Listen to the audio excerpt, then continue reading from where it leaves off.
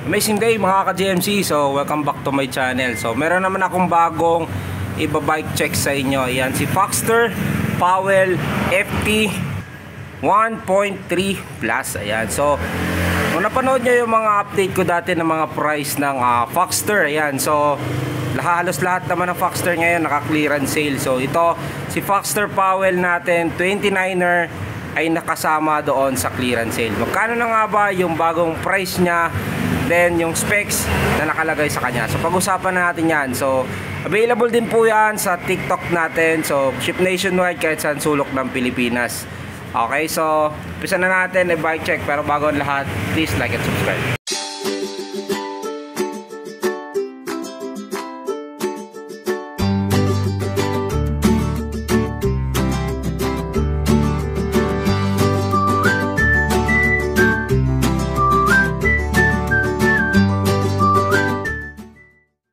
Amazing day mga ka-GMC. Ito na po yung Foxster Powell FT 1.3 Plus. So hindi na rin ito bago sa market kasi meron na po ito lumabas dati nung pandemic natin. So yung presyo niyan dati ay nasa 10,299.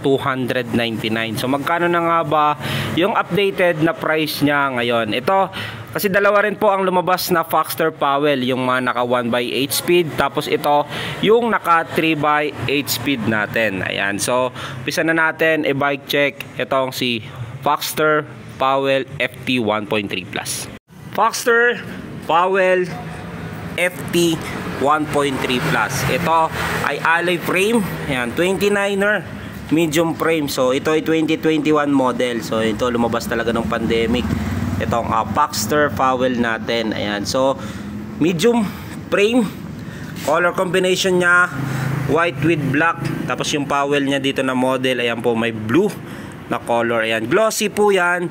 Then dito naman sa kanyang down tube, dito nakalagay yung model niya na Foxster o yung brand niya.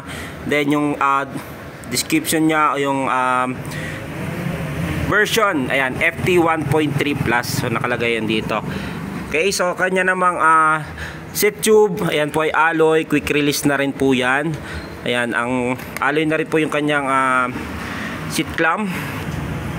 Size naman ng kanyang seat post ay 31.6 by 350 mm. Ayan po, alloy na rin yung kanyang pedal, then ito ay ball bearing pa. Kanya naman saddle, Foxster ang brand. Ayan po kung mapapansin nyo, Foxster.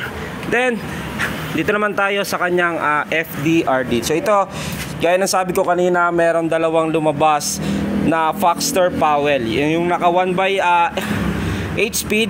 Ito naman yung 3x8 speed. Yan, yung kinagandahan din kasi nitong 3x, yun yung po ang pag gumagamit kasi kayo ng 1x.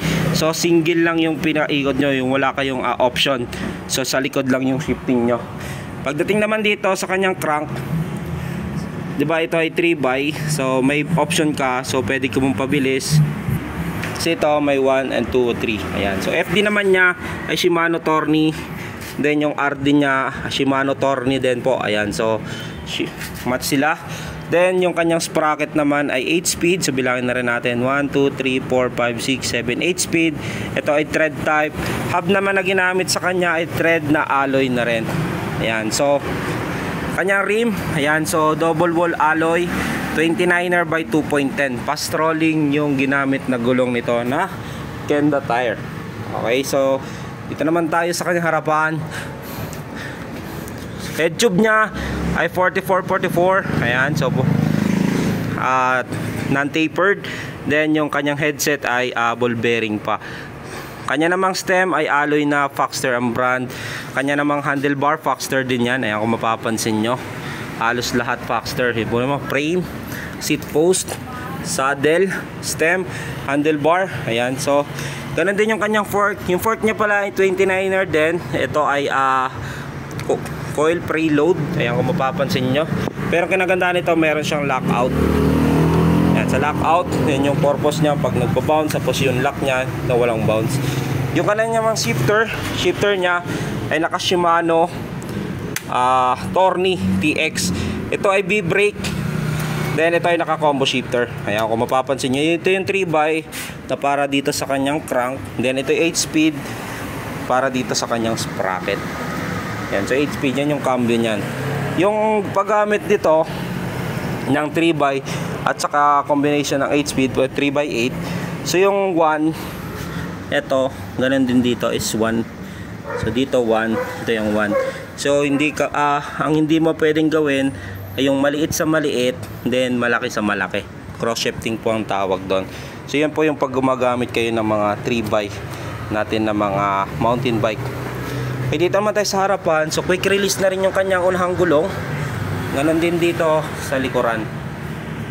Okay, so dito naman tayo. Ayan, kung mapapansin nyo sa rotor nya, 160mm rotor. Yan, yung caliper nya ay naka disc brake, Sparkle ang brand. So mechanical, yan po yung cable. Hihilahin siya ng cable para magano po yung kanyang brake pad. Ayan, so yan po yung brakes nya. So ito si Foxster Powell natin, 29er. Yung presyo nito dati ay 10,299. So yung presyo niya ngayon 8,300. Ma-avail mo siya sa TikTok. 8,300 na lang yan. So 10,300, 8,300 na lang. Malapit naman kayo dito, ma-avail mo yan 7,900 cash pick up, no freebies. Foxster Powell natin, 29er alloy frame, seat post, stem, handlebar. Ayan, alloy din kanyang hub.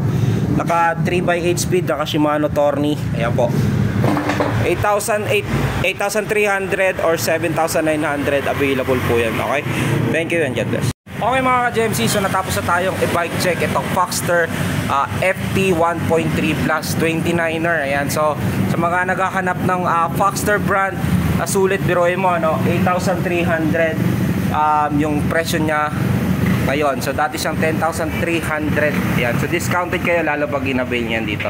Cash pick up, no freebie, 7,900.